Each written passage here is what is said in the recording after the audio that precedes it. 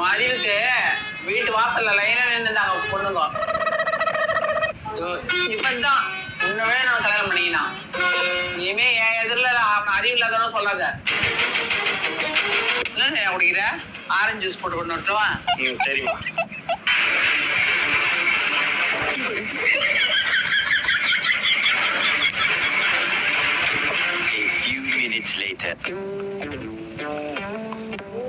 Current இல்லையா?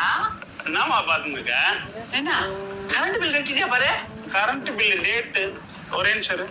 ஐயோ current bill கட்டவே இல்லை, மறந்துட்டோமா? அறிவு கட்ட எருமாட, அறிவு கட்ட எருமாட.